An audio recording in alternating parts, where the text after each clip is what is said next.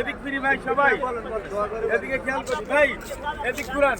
হ্যাঁ, আলহামদুলিল্লাহ। আসলে আমরা এখন যেখানে দাঁড়ানো, আমাদের সামনে রয়েছে জাবালে রহমত।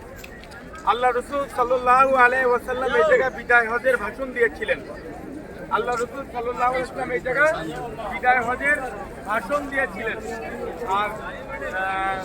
আর হযরতে আদম আলাইহিস সালাম এবং হযরতে হাওয়া আলাইহিস সালাম এই জায়গায়, আমরা জানি যে আদম আলাইহিস সালাম শ্রীলঙ্কায় নেমেছিলেন জান্নাত থেকে, আর মা হাওয়া আলাইহিস সালাম জেদ্দায় নেমেছিলেন জান্নাত থেকে।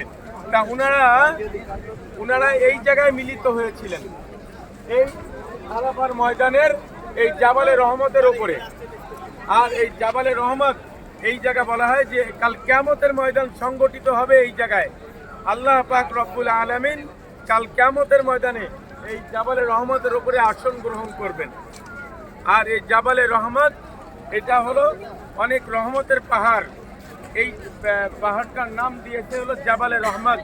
এটা হলো টোটাল আরাফার ময়দানের মাঝখান, মধ্যবর্তী স্থান। এটা আরাফার ময়দানের, এটা হলো মধ্যবর্তী স্থান এই জাবালে রহমত। আর চারিদিক যেটা দেখতেছি, এটাও আরাফার ময়দানের মধ্যে, চারিদিক হলো আরাফার ময়দান। এখানে প্রতিদিন লক্ষ লক্ষ হাজি এই জায়গা দর্শন করতে আসে। আমরাও এসেছি ইনশাআল্লাহ। প্রচণ্ড রোদের কারণে আমাদের হাজিরাই মশওয়ারা করছে যে না, আমাদের ওঠার দরকার নেই, আমরা এই জায়গার থেকে দেখেই আমরা ব্যাক করব ইনশাআল্লাহ।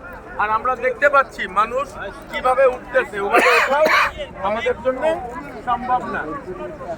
সেজন্য ইনশাআল্লাহ আমরা আবার আমাদের গাড়ির দিকে ইনশাআল্লাহ ফিরে যাব।